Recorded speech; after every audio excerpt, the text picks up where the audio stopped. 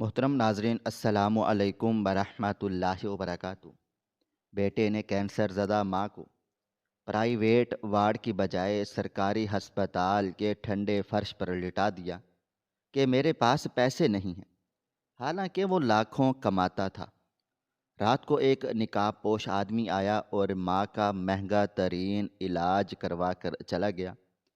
صبح جب بیٹا شرمندگی اور حیرت سے کاؤنٹر پر گیا تو نرس نے بتایا کہ یہ بل اس شخص نے ادا کیا ہے جسے آپ نے کل اپنی میں آئینے کے سامنے کھڑا اپنی آنکھوں کو دیکھ رہا تھا جو لال سرخ ہو رہی تھی۔ رات بھر میں ایک ایسے شخص کو لے کر روتا رہا تھا جس نے مجھے در بدر کیا تھا، جس نے میری زندگی کو تباہ کر دیا تھا۔ آج میں ایک ایسے موڑ پر کھڑا ہوا تھا جہاں میرے پاس سب کچھ تھا، لیکن وہ سکون نہیں تھا جو انسان اپنے خاندان سے چاہتا ہے۔ میری نظر میرے گلے پر گئی تھی جہاں وہ نشان موجود تھے جو آج بھی مجھے ماضی کے اس دردناک واقعے کی یاد دلاتے تھے، جو میرے رونگٹے کھڑے کر دینے کے لیے کافی تھے۔ ابھی میں اپنے خیالوں میں گم ہی تھا جب کمرے کا دروازہ بجا تھا اور میرا ملازم اندر داخل ہوا تھا۔ ابھی میں کچھ کہتا جب وہ سر جھکا کر بولا، سر ایک بہت بری خبر آپ کی ماں کے حوالے سے ملی ہے، بلکہ ایک ویڈیو آئی ہے، اگر آپ اجازت دیں میں آپ کے سامنے پیش کروں۔ میں چاہتا تھا اس ملازم کو منع کر دوں، اس کو بولوں جاؤ یہاں سے، مجھے کسی سے کوئی بات نہیں کرنی ہے، خاص کر اس حوالے سے، بالکل نہیں، لیکن میرے لبوں سے کچھ اور ہی ادا ہوا تھا۔ لاؤ دکھاؤ سب خیریت ہے، چھوٹا ٹھیک ہے؟ وہ بولا آپ کے بھائی نے سب برباد کر دیا ہے، آپ ویڈیو دیکھیں۔ اس نے میرے سامنے ویڈیو چلائی۔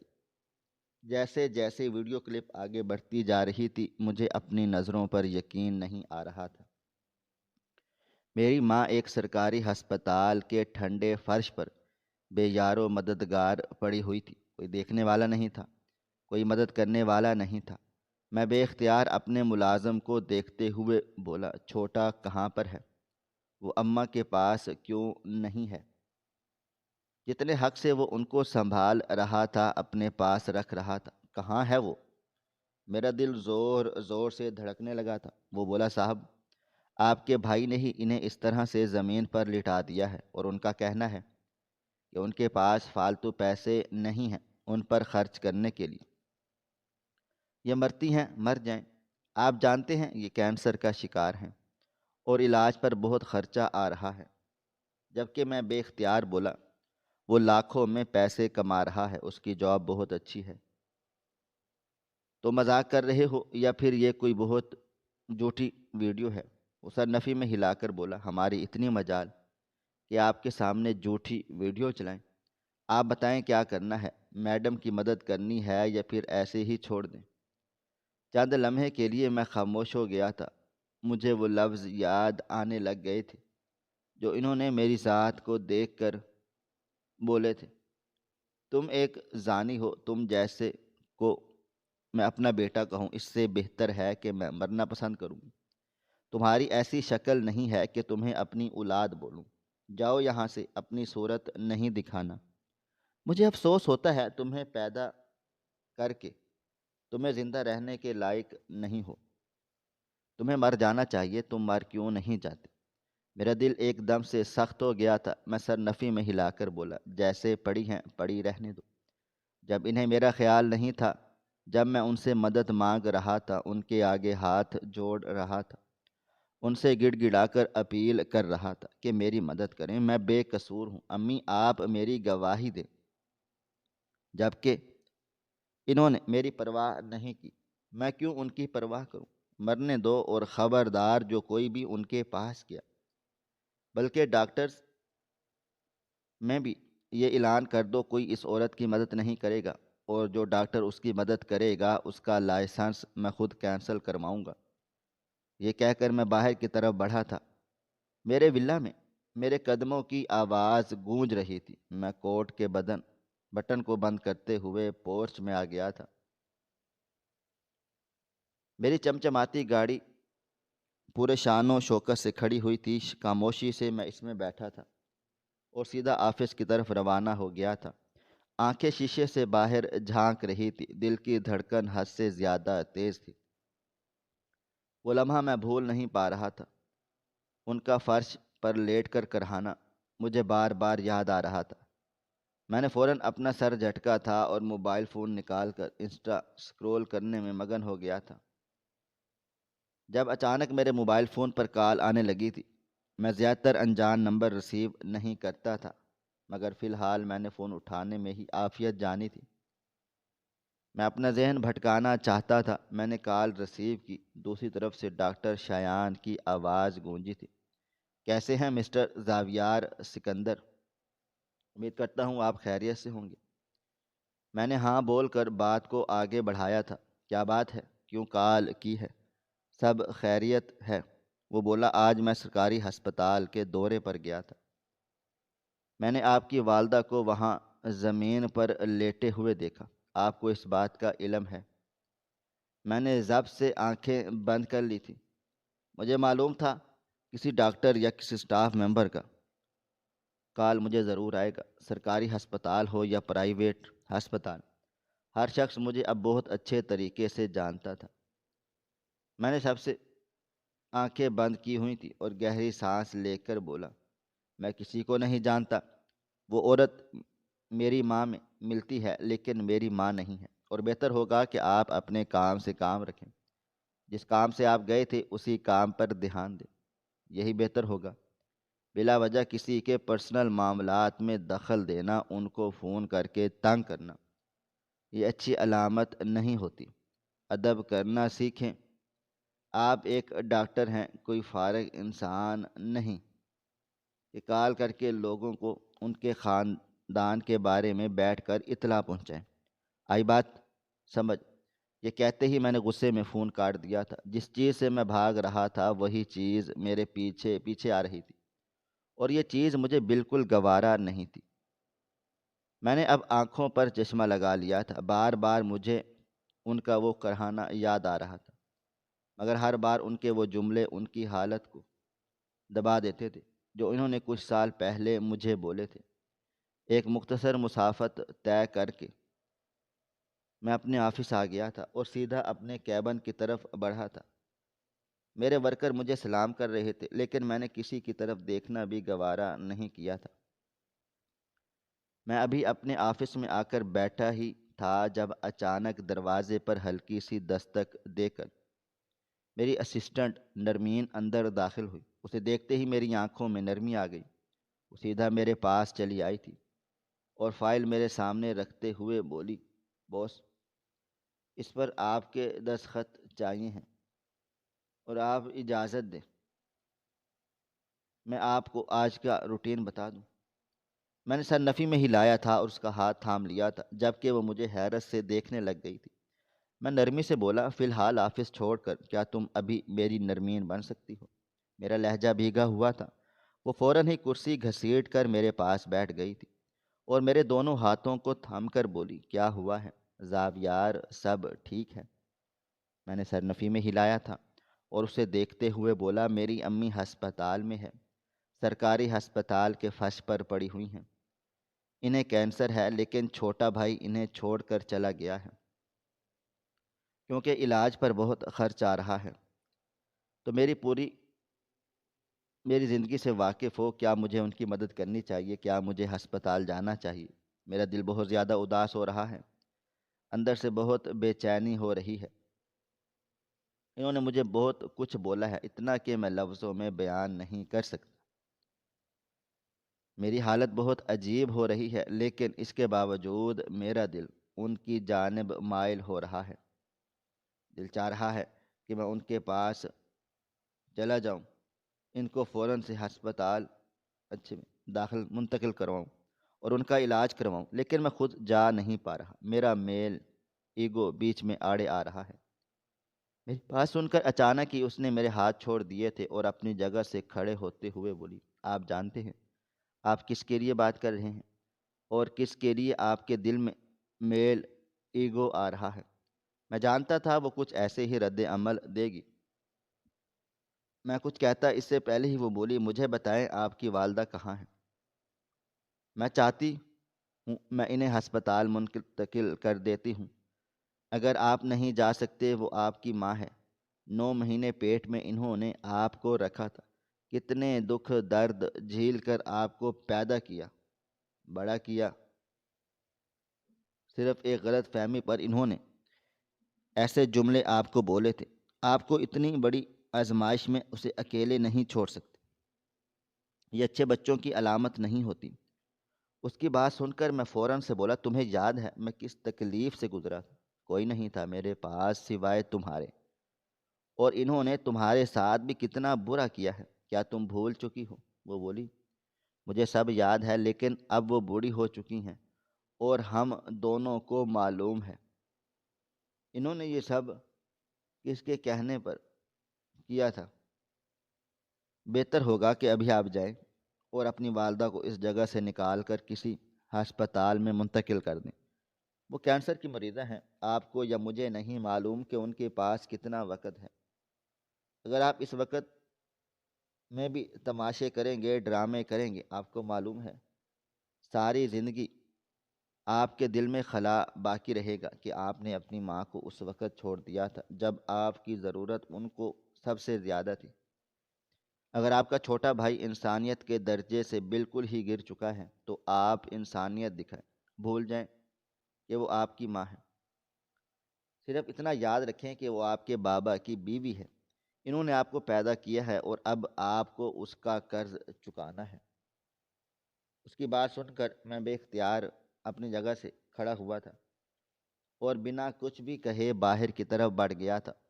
وہ بالکل ٹھیک بول رہی تھی، میں یہ بات کیوں فراموش کر رہا تھا کہ وہ میرے باپ کی بیوی ہے۔ اگر میرا باپ اس وقت مجھے بچانے کے لیے نہیں آتا تو آج میں اتنے بڑے امپائر کا مالک نہ ہوتا، آج میں اتنی کامیابی کی بلندی پر نہ ہوتا، آج نرمین میرے ساتھ نہ ہوتی۔ ایسی کئی باتیں سوچ کر میں نے اپنے دل کو دلاسا دے دیا تھا۔ گاڑی کے قریب پہنچا، ڈرائیور فوراً گاڑی میں بیٹھنے لگا تھا، مگر میں نے اسے اشارے سے منع کر دیا تھا۔ چابی لی تھی اور سیدھا خود ہی اسی ہسپتال کی جانب روانہ ہو گیا تھا۔ راستے میں سے میں نے ایک بلیک ماسک اور ایک بلیک کیپ خرید لی تھی۔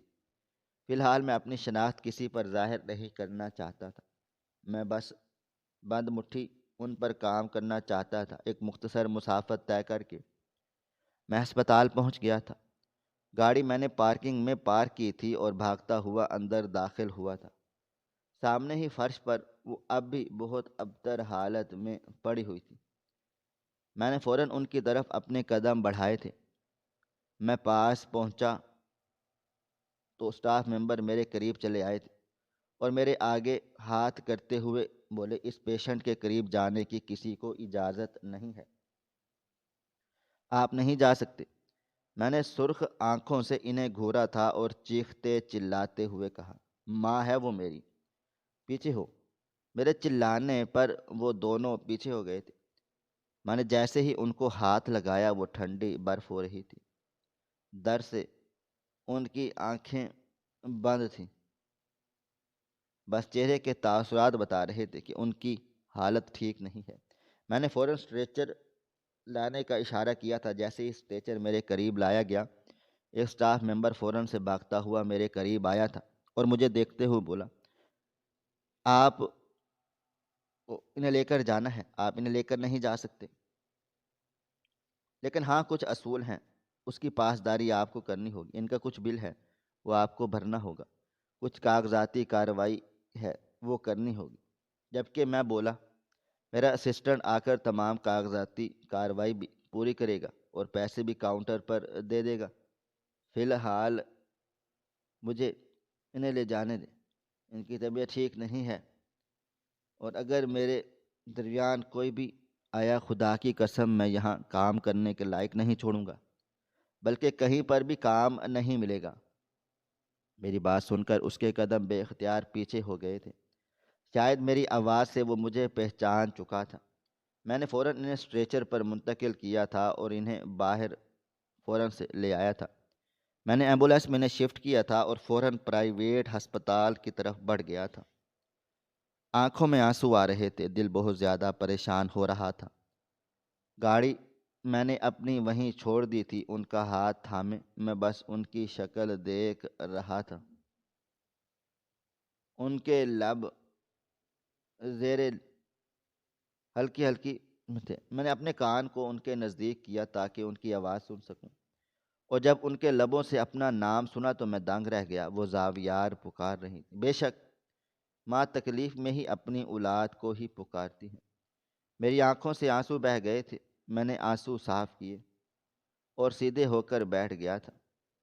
لبوں سے بے اختیار ایک جملہ ادا ہو رہا تھا: اے رب کعبہ، اے میرے مالک مولا، اے شہنشاہوں کے شہنشاہ، اے پاک پروردگار، اے بادشاہوں کے بادشاہ، اے خاتم النبیین کے مالک، اے میرے مالک، میری ماں کو صحت دے، ان کو کچھ بھی نہ ہو۔ میں جانتا ہوں انہوں نے غلط لوگوں کی باتوں میں آ کر بہت سے غلط فیصلے لے لیے ہیں، لیکن مجھے حوصلہ دے، میں ان کو ان حال میں نہیں دیکھ پا رہا۔ یا رب میری ماں کو صحت دے، انہیں اسی حال میں واپس لا جیسے یہ ہوتی، ان کے دل کو سکون دے۔ ایک مختصر مسافت طے کر کے ہم پرائیویٹ ہسپتال پہنچ گئے تھے۔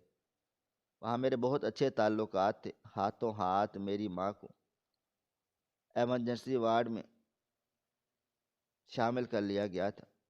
میں ایک طرف ہو کر بیٹھ گیا اور دل سے ان کے لیے دعا مانگنے لگا تھا۔ آنکھیں بند تھیں، دل بے قابو تھا۔ میں کب ماضی کے اس وقت میں کھو گیا جس کے بارے میں سوچتے ہوئے بھی میرے رونگٹے کھڑے ہو جاتے ہیں، میرا حال بے حال ہو جاتا ہے۔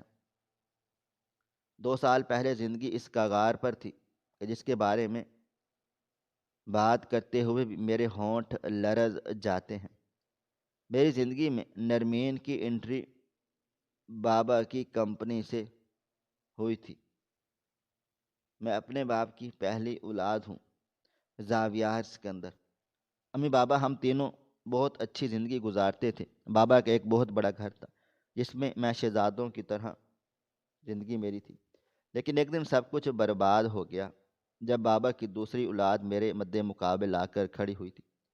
میرے باپ نے دوسری شادی چھپ کر کی ہوئی تھی اور ان کی بیوی کے مرتے ہی ان کا دوسرا بیٹا ایان سکندر میرے سامنے آ گیا تھا اور اپنے باپ سے اپنا حق مانگنے کے لیے آیا تھا۔ بابا نے فی الحال خاموش رہنے کا بولا تھا، لیکن وہ بدتمیزی پر اتر آیا تھا۔ حیرانگی کی بات، میری ماں اس لڑکے کے ساتھ کھڑی ہو گئی تھی کہ جب اس کا حق ہے تو آپ اس کو حق دیں، آپ کوئی نہیں ہوتے اس کا حق اس سے چھیننے والے۔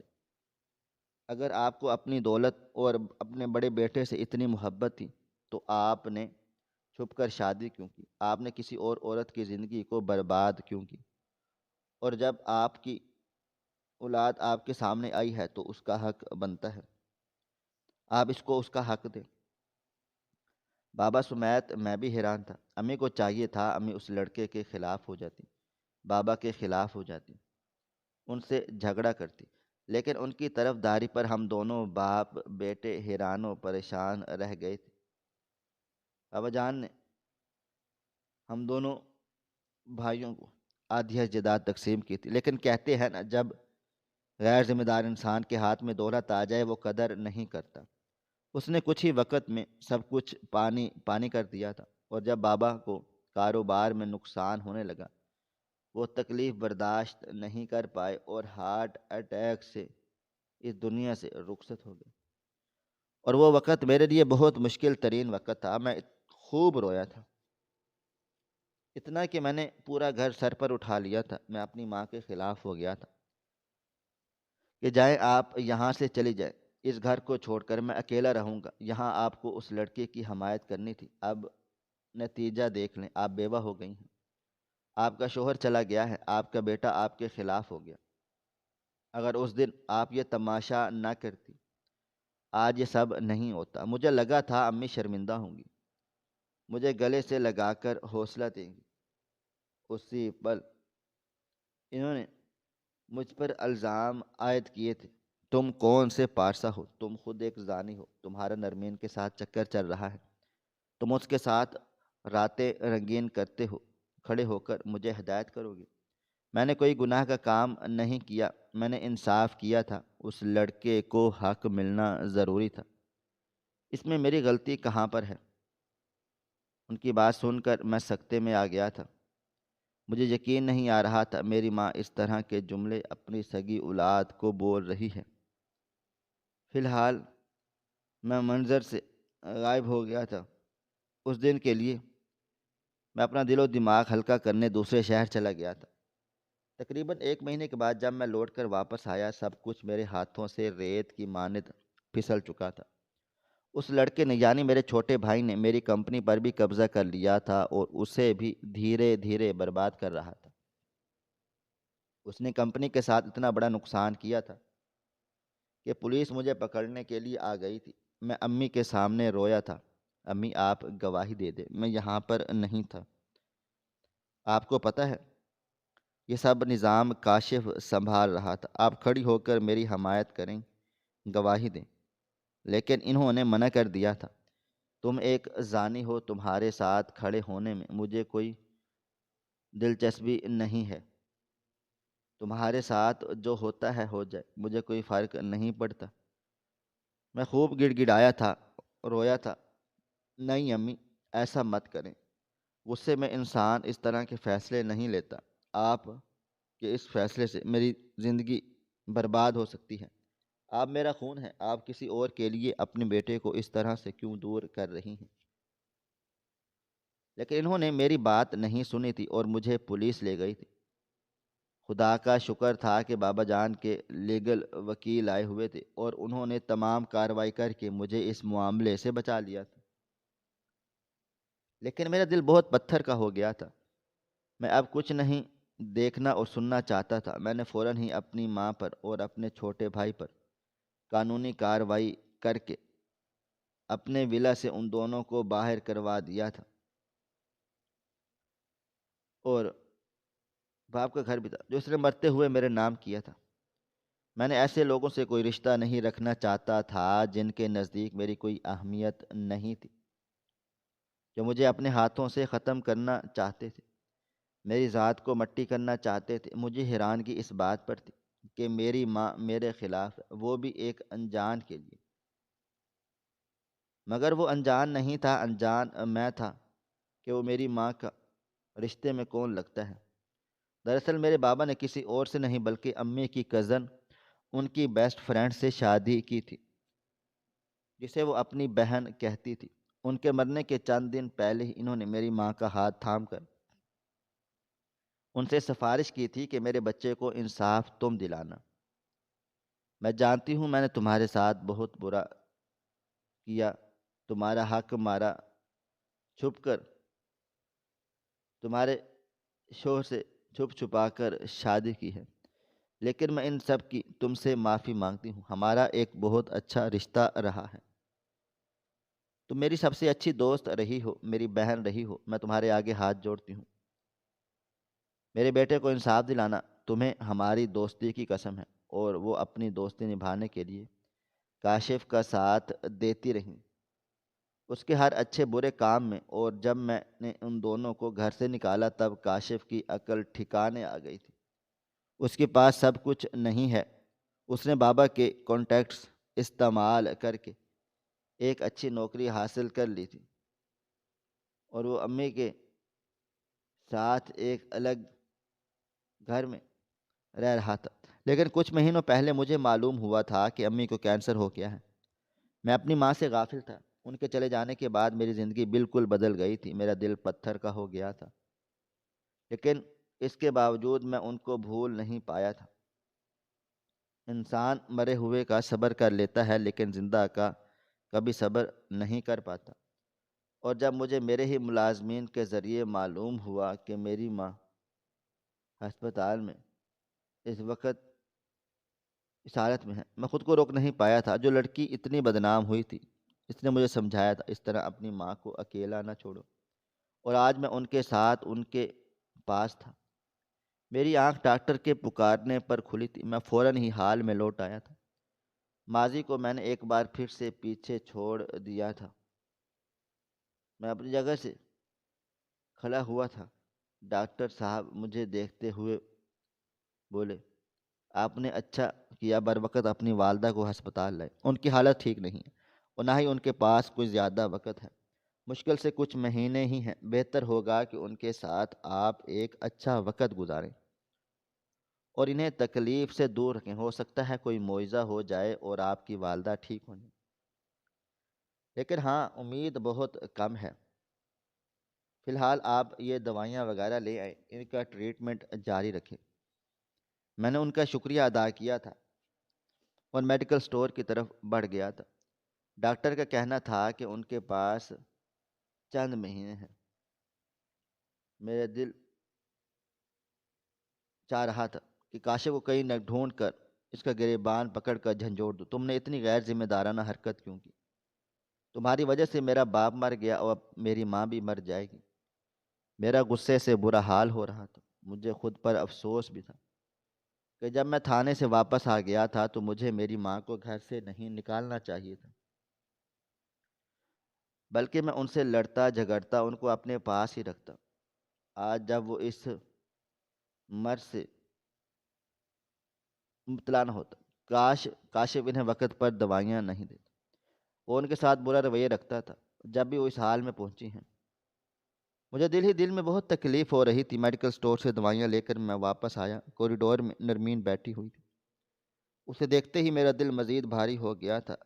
یہ وہ واحد لڑکی تھی جس نے اس درمیان میرا بہت ساتھ دیا تھا۔ یہ 2 سال میری زندگی کے بہت ہی بدترین سال تھے۔ بے شک مجھے سب کچھ ملا، بابا کا کاروبار اور ان کی گاڑیاں، ولا، سب کچھ، لیکن میری زندگی میں سکون نہیں تھا۔ پیسہ ہونے کے باوجود میں سکون میں نہیں تھا۔ میں نے بنا کچھ بھی کہے نرمین کو گلے سے لگا لیا اور میرے آنسو اس وقت اس کے قد کو بھگو رہے تھے۔ کافی دیر تک میں روتا رہا تھا۔ چند لمحے بعد میں ان سے علیحدہ ہوا، وہ بھی رو رہی تھی۔ وہ میرے آنسو صاف کر کے بولی، زاویار ایسے ہمت نہیں ہارتی، تم بہت ہمت والے انسان ہو، 2 سال تم نے بہت ہمت کر کے گزارے ہیں، آگے بھی تمہیں سب کچھ سنبھالنا ہے۔ ڈاکٹر بول رہے ہیں کہ کوئی معجزہ ٹھیک ہو جائے گا، معجزہ بھی ہو سکتا ہے، تمہاری والدہ واپس بھی آ سکتی ہیں، تم اتنا کیوں رو رہے ہو؟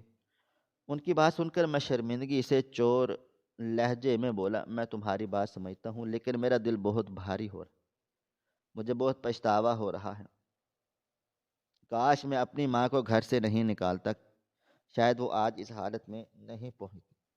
میں کاشف کو چھوڑوں گا نہیں، اس نے میری ماں ایسے کیسے میری ماں کے ساتھ ظلم کیا، اس نے ہی میری ماں کو اس حال میں پہنچایا ہے۔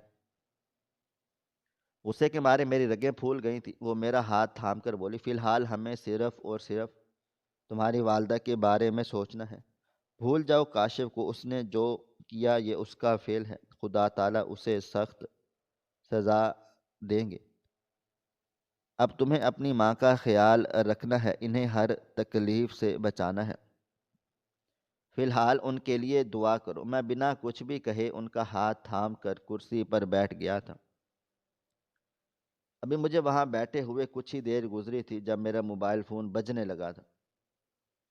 میرا بالکل دل بھی نہیں چاہ رہا تھا، مگر جب میں نے موبائل فون نکال کر دیکھا تو سامنے سرکاری ہسپتال سے ہی فون تھا۔ میں نے کال ریسیو کی تھی، ابھی میں ہیلو کہتا جب دوسری طرف سے کاشف کی آواز سنائی دی، امی کہاں پر ہیں؟ کہاں لے کر گئے ہو تم امی کو؟ ان کے ساتھ کیا کرنا چاہتے ہو تم؟ میں تمہارے خلاف پولیس میں کمپلین درج کرواؤں گا۔ چھوڑو میری ماں کو، وہ پہلے ہی بیمار ہیں، میں اپنی غلطی پر شرمندہ ہوں، انہیں ہسپتال میں منتقل کروا کر ان کا علاج کرواؤں گا۔ میری ماں واپس کرو۔ میں غصے سے دھاڑا، کس حق سے تم ان کو اپنی ماں بول رہے ہو؟ اور تمہاری ماں وہ تھی جو اس دنیا سے جا چکی ہے، تمہارا باپ بھی اس دنیا سے جا چکا ہے، تمہارا مجھ سے یا میری ماں سے کوئی رشتہ ناتا نہیں ہے۔ تم نے جو میری ماں کے ساتھ کیا ہے آج اسی کا نتیجہ وہ اندر ایمرجنسی وارڈ میں بھگت رہی ہیں۔ تمہاری وجہ سے آج امی اس حال میں پہنچی ہیں۔ اگر تم بروقت ان کا علاج شروع کر دیتے آج وہ مرنے کے کگار پر نہیں ہوتی۔ تمہیں خدا معاف نہیں کرے گا، ایک دفعہ میری ماں کو ٹھیک ہونے دو، تمہیں میں ایک ایسی موت ماروں گا کہ تم تڑپتے تڑپتے رہ جاؤ گے۔ وہ بولا میں شرمندہ ہوں، زاویار خدا کے لیے میرے خلاف کوئی کارروائی نہیں کرنا، تمہاری وجہ سے میں پہلے ہی بہت کچھ دیکھ چکا ہوں، اور بس اچھی طرح سے معلوم ہے کہ تمہاری یہ شرمندگی کیوں ہے، تم کیوں اس ہسپتال میں واپس گئے، صرف یہی سوچ کر کہ اگر زاویار کو پتہ چلا کہ اس کی ماں اس حال میں ہے وہ تمہیں نہیں چھوڑے گا۔ تم جیسے گھٹیا انسان کو میں بہت اچھے طریقے سے سمجھ گیا ہوں، اندر موجود عورت اپنے بچے کو بھول گئی صرف تمہاری وجہ سے کہ تمہیں انصاف ملے۔ تمہاری ماں جو وعدہ لے کر گئی تھی اس وعدے کو پورا کرے، لیکن تم نے کیا کیا؟ اسی عورت کو تکلیف پہنچائی جو تمہارے ساتھ کھڑی رہی تھی۔ تمہارے ساتھ میں اب وہ کروں گا جس کا تم نے کبھی تصور بھی نہیں کیا ہوگا۔ بس اب تم دعا کرو کہ تمہاری بخشش ہو جائے، ورنہ میرا ارادہ تمہیں ایک ایسی موت مارنے کا ہے کہ تم نے سوچا بھی نہیں ہوگا۔ یہ کہتے ہی میرے غصے سے فون بند کر دیا تھا اور اپنا سر تھام لیا۔ میری حالت دیکھ کر نرمین میرے ہاتھ تھام کر بولی تم چھوڑو دو اس کو، تم صرف اور صرف آنٹی کے بارے میں سوچو، وہ بس ٹھیک ہو جائے، ہمیں کچھ نہیں چاہیے۔ میں نفی میں سر ہلا کر بولا اس کا بندوبست تو میں نے ایسا کیا ہے نرمین، تمہاری سوچ ہے، اور تمہارا بہت بہت شکریہ کہ تم نے مجھے احساس دلا دیا کہ مجھے ہسپتال جانا چاہیے۔ میں تمہارا ہمیشہ شکر گزار رہوں گا کہ تم نے ایسے وقت میں مجھے عقل دی جب میرا دل و دماغ بالکل بند ہو چکا تھا۔ میری بات سن کر وہ بولی تمہاری ماں میری بھی ماں ہے، اگر ہم دونوں ایک ساتھ ہیں صرف ان کی وجہ سے، اگر وہ تمہاری اور میری منگنی نہ کرواتی تو آج ہم دونوں ساتھ نہ ہوتے۔ اس کی بات سن کر میں کچھ بھی نہیں بولا تھا، یہ بات بھی حقیقت تھی۔ جب میں نے امی کے سامنے اپنی پسند کا اظہار کیا تھا وہ کافی خفا ہو گئی تھی۔ بابا نے منع کر دیا تھا کہ میں تمہاری شادی اپنی کمپنی کے کسی امپلائی سے نہیں کرواؤں گا، میرے لیے اگلوتے اور لاڈلے بیٹے ہو، تمہاری شادی میں اپنی پسند سے کسی بزنس مین کی بیٹی سے کرواؤں گا۔ لیکن امی میری پسند بھانپ چکی تھی، اس لیے وہ بابا جان سے میرے لیے لڑی جھگڑی تھی، اور میری منگنی نرمین سے ہوئی تھی، مگر جب منگنی کے بعد مجھے نرمین کے ساتھ خوش دیکھا تو وہ یہ بات قبول نہیں کر پائی تھی، اور پھر نرمین کے ہی خلاف ہو گئی تھی۔ وقت کی رفتار نہ کبھی تھم سکی ہے اور نہ کبھی تھم پائے گی۔ 4 گھنٹے کے بعد مجھے امی سے ملاقات کی اجازت ملی تھی۔ نرمین اپنے گھر واپس چلی گئی تھی کیونکہ رات کافی ہو چکی تھی۔ کمرے میں داخل ہوا اور سامنے ہی وہ بستر پر کالی پڑی بیٹھی ہوئی تھی۔ مجھے دیکھتے ہی ان کا سر شرمندگی سے جھک گیا، آنکھوں میں آنسو آ گئے۔ ان کو اس حال میں دیکھ کر میری حالت بھی کچھ اچھی نہیں تھی۔ میں جتنا بھی بڑا رئیس بن جاؤں لیکن آج بھی مجھے میری ماں کی اشد ضرورت تھی۔ میں خود کو کنٹرول میں رکھتے ہوئے اپنی ماں کے پاس جا پہنچا تھا اور ان کے نزدیک بیٹھ گیا تھا، نظریں ان کے چہرے پر مرکوز کی ہوئی تھیں۔ کچھ دیر تک میں نے ان کا چہرہ دیکھتا رہا تھا اور پھر اچانک ان کا ہاتھ تھام لیا۔ ہاتھ تھامنے کی دیر تھی کہ وہ اپنا دوسرا ہاتھ اپنی آنکھوں پر رکھ کر رونا شروع ہو گئی تھی۔ میں فوراً ان کے نزدیک بیٹھا تھا اور انہیں اپنے سینے سے لگا لیا تھا اور انہیں حوصلہ دیتے ہوئے بولا بس خاموش ہو جائیں، رونے کی ضرورت نہیں ہے، میں ہوں آپ کا بیٹا، آپ کے ساتھ جو کچھ بھی ہوا ہمارے درمیان میں بھول چکا ہوں، آپ بھی بھول جائیں۔ میری بات سن کر وہ نرمی سے بولی میں بہت شرمندہ ہوں، کسی نے بالکل ٹھیک کہا ہے، کبھی بھی اپنی اولاد کو نظر انداز کر کے کسی اور کی اولاد کو اپنانا نہیں چاہیے۔ تمہارے بابا کے بعد میں نے تمہارے ساتھ بہت ناانصافی کی، میری غلطی ہے۔ تم کتنے ٹوٹے ہوئے تھے مجھے اچھی طرح سے معلوم ہے، تم اپنے باپ سے کتنا لگاؤ رکھتے تھے، لیکن اس کے باوجود میں نے تمہیں اس حال میں تنہا چھوڑ دیا، پولیس تمہیں لے گئی، لیکن میں تمہارے ساتھ کھڑی نہیں رہی بلکہ میں تمہارے خلاف ہوگی۔ میں بہت زیادہ شرمندہ ہوں، مجھے معاف کر دو۔ کاشف نے میرے ساتھ بہت برا سلوک رکھا، وہ مجھے اپنے ساتھ اپنے الگ گھر میں لے گیا تھا، لیکن میری حالت ماسی سے بدتر کر دی تھی، جسے وہ مارتا بھی تھا، ذلیل بھی کرتا تھا اور اذیت بھی پہنچاتا تھا۔ میں تمہیں بتا نہیں سکتا میں نے 2 سال کیسے گزارے ہیں۔ میں ہر روز تمہیں یاد کرتی تھی، روتی تھی، دعائیں مانگتی تھی کہ میں مر جاؤں، میرا بچہ مجھے دیکھنے آ جائے، مجھے کچھ ہو جائے، میرا زاویار میرے پاس لوٹ آئے، لیکن میری دعائیں قبول نہیں ہوئیں۔ اب جب میں تھک چکی تھی، تب اس رب نے مجھے کینسر جیسے موذی مرض میں مبتلا کر دیا۔ شاید میری دعائیں قبول ہو گئیں، مجھے کینسر ہوا اور تم آ گئے۔ تم کہاں تھے؟ کیا تمہیں خیال نہیں آتا تھا کہ تمہاری ماں کس درد سے گزر رہی ہیں؟ تمہیں ذرا بھی میری یاد نہیں آتی تھی؟ کاش تم مجھے یاد کر لیتے، کاش تم مجھے ڈھونڈتے ہوئے واپس آ جاتے، تمہیں پتہ چلتا میں کس اذیت سے گزری ہوں۔ میں تمہیں ایک چیز دکھاؤں؟ یہ کہتے انہوں نے اپنی آستین اوپر کی تھی، اور جب میری نظر ان کی جلد پر گئی، ایسا لگتا تھا جیسے کسی نے میرا کلیجہ نوچ لیا ہو، قدموں تلے سے زمین نکل گئی ہو، آسمان سر پر آن گرا ہو۔ میری ماں کا ہاتھ جلا ہوا تھا اور واضح محسوس ہو رہا تھا، ان کا ہاتھ جلایا گیا ہے۔ وہ بولی، غلطی سے مجھ سے کام کرتے ہوئے اس کے لیپ ٹاپ پر پانی گر گیا تھا، اس نے راڈ کو گرم کیا تھا اور میرے بوڑھے جسم پر لگا دیا تھا۔ میں روئی چیخی چلائی بھی تھی، اسے اپیل کی تھی، مجھے جانے دو، مجھے زاویار کے گھر پہنچا دو، مجھے تمہارے ساتھ نہیں رہنا، میرا بیٹا مجھے دھتکار دے گا لیکن کبھی ہاتھ نہیں اٹھائے گا۔ مگر اس نے میری ایک نہ سنی۔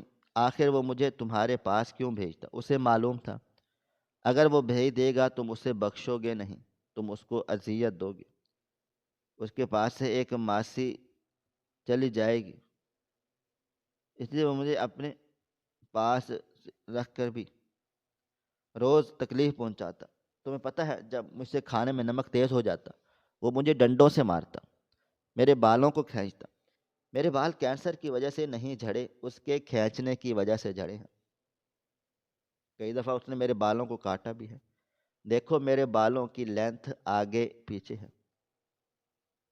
اور جب میں نے واقعی ہی ان کے بالوں کی جانب غور کیا، میری سانسیں تھم گئی تھیں، آنکھوں سے بے اختیار آنسو بہہ رہے تھے، اور میں نے بنا کچھ بھی کہے انہیں گلے سے لگا لیا اور ان کے ہونٹوں پر اپنی انگلی رکھتے ہوئے بولا، خدا کے لیے امی جان ایسی باتیں نہیں کریں، میرا دل پھٹ رہا ہے، میں آپ کے لیے ایسے الفاظ سن نہیں پا رہا، آپ مجھے صرف ایک میسج پہنچا دیتی کہ یہ شخص آپ کے ساتھ یہ سب کرتا ہے، میں کبھی آپ کو اکیلا نہیں چھوڑتا۔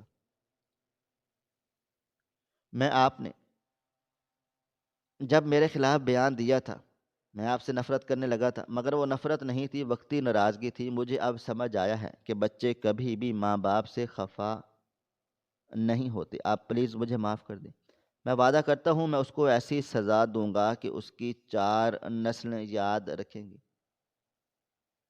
کہ اس نے کس کی ماں کے ساتھ ایسا کیا کیا ہے۔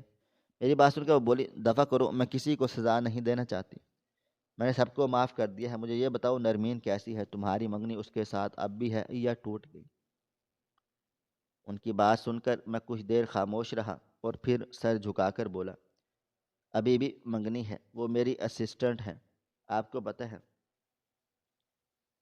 کہ میں آپ کے پاس نہیں آ رہا تھا، میرا دل پتھر کا ہو چکا تھا، دل چاہتا تھا لیکن دماغ نفی کرتا تھا کہ آپ نے میرے ساتھ اتنا برا سلوک کیا تھا، میں آپ کی مدد کیوں کروں؟ لیکن نرمین نے ہی مجھے سمجھایا کہ ماں کے ساتھ ایسا نہیں کیا جاتا، ماں کچھ بھی کرے ہمارا فرض ہے اور ہمیں نبھانا ہوگا۔ اس نے ہی مجھے احساس دلا دیا تھا۔ میری بات سن کر وہ ہلکا سا مسکرائی اور مجھے دیکھتے ہوئے بولی، تمہیں معلوم ہے تمہاری شادی نرمین سے ہو، اس کے لیے میں تمہارے باپ سے بہت زیادہ لڑی جھگڑی تھی، صرف یہی سوچ کر کے نرمین بہت اچھے دل کی مالک ہے، اور آج دیکھو میرے فیصلے نے مجھے میرا بیٹا لوٹا دیا۔ کیا تم میرے سامنے اس سے شادی کر سکتے ہو؟ میں بے اختیار بولا، کیا مطلب؟ میں آپ کی بات نہیں سمجھا۔ وہ بولی، مگنی کو 2 سال ہو چکے ہیں، تمہیں چاہیے اب تم اس سے شادی کر لو۔ ڈاکٹر نے بول دیا ہے کہ میرے پاس چند ایک مہینے ہیں، میں کسی بھی وقت مجھے کچھ بھی ہو سکتا ہے۔ بہتر ہے کہ تمہاری شادی ہو جائے، میں مطمئن ہوں گی کہ میرے بعد تمہیں سنبھالنے والا کوئی آ چکا ہے۔ ان کی باتیں سن کر مجھے ایک بار پھر شدت سے رونا آ گیا تھا۔ وقت کی رفتار نہ کبھی تھم سکی ہے اور نہ کبھی تھم پائے گی۔ 1.5 ہفتہ امی کو ہسپتال میں منتقل رکھا گیا تھا۔ اس درمیان میں نے کاشف پر قانونی کارروائی کروائی تھی اور اسے اندر کروا دیا تھا۔ اس کی جاب چلی گئی تھی۔ جس گھر میں وہ رہ رہا تھا، وہ گھر واپس مالک مکان ضبط کر لیا تھا۔ اس کا سامان میرے ہی سرونٹ کوارٹر میں پڑا ہوا سڑ گل رہا تھا۔ امی کی خدمت کے لیے میں نے 2 ملازمہ رکھی تھی جو ہر وقت ان کے ساتھ رہتی تھی اور ان کا خاص خیال رکھتی۔ امی کی خواہش کے مطابق میں نے نرمین سے شادی کی، خواہش ظاہر کی تھی، اور پہلے پہل امی نے اس کو منع کر دیا تھا کہ مجھے اپنا کیریئر بنانا ہے، سنوارنا ہے۔ میرے گھر والوں کو ابھی میری ضرورت ہے، لیکن میری ماں کی خواہش اور ان کی حالت کو دیکھتے ہوئے اس نے ہاں کہہ دی تھی۔ میں نے اسے مطمئن بھی کیا تھا کہ تمہیں ٹینشن لینے کی ضرورت نہیں ہے۔ شادی کے بعد اگر تمہیں اپنے کیریئر کی فکر ہے، تم اسے سنوار لینا، تمہیں کوئی کچھ بھی نہیں بولے گا۔ اگر تم اپنے گھر والوں کو سپورٹ کرنا چاہتی ہو، تب بھی تمہیں کوئی بھی نقصان، کوئی بھی منع نہیں کرے گا۔ بس میری ماں کی خاطر مجھ سے شادی کر لو۔ اور اس نے میری خواہش کا احترام کرتے ہوئے شادی کے لیے ہاں بول دی تھی۔ امی نے میری بہت چاہ سے میری شادی کی تیاریاں کی تھی۔ اس دوران میں نے ان کے لیے اچھے سے اچھے ڈاکٹر کا انتظام کر لیا تھا۔ میں اپنی ماں کو کھونا نہیں چاہتا تھا۔ تقریباً 1 ہفتے کی تیاریوں کے بعد میری شادی دھوم دھام سے نرمین سے ہو گئی اور وہ دلہن بن کر میرے ولا میں آ گئی تھی۔ میں بہت زیادہ خوش تھا، لیکن اپنی ماں کی طرف سے بہت زیادہ مایوس بھی تھا۔ وقت گزرا تھا اور 1 مہینے کے بعد اچانک امی جان کی طبیعت اتنی خراب ہوئی کہ سنبھلنے میں نہیں آ رہی تھی۔ میں فوراً انہیں لے کر ہسپتال چلا گیا تھا۔ اتفاقی طور پر نرمین اپنی ماں کی طرف تھی اور راستے میں جاتے جاتے میری ماں ختم ہو گئی۔ میرے ہاتھوں میں انہوں نے دم توڑ دیا۔ میں بہت زیادہ رویا تھا، اتنا کہ میری جان نکلنے کے در پر آ گئی۔ اور جب میں ہسپتال پہنچا تو ڈاکٹر نے کلیئر کر دیا تھا۔ ایسا لگتا تھا میرے قدموں تلے سے زمین نکل گئی ہو، وہ آسمان میرے سر پر آن گرا ہو۔ وہ لمحہ میرے لیے موت کے جیسا ہو۔ ایک اولاد اپنے ماں باپ کو کھو ڈالے، اس کے لیے کیسا وقت ہوتا ہے۔ اس درمیان نرمین نے مجھے بہت سنبھالا تھا۔ میرا بس نہیں چلتا تھا کہ میں کاشف کو ختم کر دوں، مگر پھر میں نے یہ سوچ کر معاف کر دیا تھا کہ اس کا حساب اللہ خود لے گا، میں کیوں اس سے حساب لوں۔ میں نے اپنی رپورٹس واپس لے لی تھی۔ آج میں 2 بچوں کا باپ ہوں، اپنے گھر میں بہت زیادہ خوش ہوں، لیکن دل کے اندر ایک خلا موجود ہے۔ کاش میں اپنی ماں کو اپنے گھر سے نہیں نکالتا، اس سے دور نہیں رہتا اور انہیں اپنے پاس رکھتا، ناراض بھی نہ کرتا۔ شاید وہ آج اللہ میاں کے پاس ہیں، کاش وہ نہ ہوتی، میرے ساتھ میرے بچوں کے درمیان ہوتی، میری خوشیاں دیکھتی۔ لیکن انسان جو سوچے ایسا ہو جائے، ایسا کب ممکن ہے؟ وقت دھیرے دھیرے گزر رہا ہے، لیکن آج بھی میں اس واقعے میں ہی الجھا ہوا ہوں جہاں میری ماں مجھے چھوڑ کر چلی گئی تھی۔ میں نے اپنی زندگی سے صرف ایک ہی سبق سیکھا ہے، دل چاہے کتنا پتھر ہو جائے، انسان جتنا سخت ہو جائے، لیکن ماں باپ کے خلاف نہیں ہونا چاہیے۔ ماں طوائف ہی کیوں نہ ہو، اسے بھی کسی حال میں نہ چھوڑو۔ وہ ماں ہے، اس نے تمہیں پیدا کیا، 9 مہینے اپنے پیٹ میں رکھا، اس کی قدر کرو۔ کوئی نہ کوئی ضرور حالات ایسے ضرور پیدا ہوتے ہیں جب ماں باپ پیچھے ہٹ جاتے ہیں، اور ورنہ باپ کہ جیسا کوئی بھی نہیں اس دنیا میں۔ ماں باپ کے علاوہ بچوں کا کوئی خیر خواہ نہیں ہوتا، سب دکھاوے کے رشتے ناتے ہوتے ہیں۔ ناظرین، آپ کو ہماری آج کی کہانی کیسی لگی؟ کومنٹ باکس میں اپنی رائے کا اظہار ضرور کریں۔ خواہش صرف اتنی ہے کہ کچھ الفاظ لکھوں جیسے کوئی گمراہی کے راستے پہ جاتے جاتے رک جائے، اور نہ بھی رکے تو سوچ میں ضرور پڑ جائے۔ پیارے دوستوں، امید کرتا ہوں کہ آپ کو یہ ہماری کہانی پسند آئی ہوگی۔ کہانی پسند آئی ہو تو ویڈیو کو لائک کریں، کومنٹس کریں، شیئر کرنا بالکل بھی نہ بھولیں۔ اور ہاں، اگر آپ لوگ اس چینل پر نئے ہیں تو ہمارے چینل ہریرا انفو کو ضرور سبسکرائب کر لیں اور نوٹیفیکیشن کو ضرور دبا دیں تاکہ آنے والی کہانی سب سے پہلے آپ کو مل سکے۔ ملتے ہیں کل ایک نئی اور دلچسپ کہانی کے ساتھ، تب تک اپنا ڈھیر سارا خیال رکھیے گا۔ اللہ حافظ۔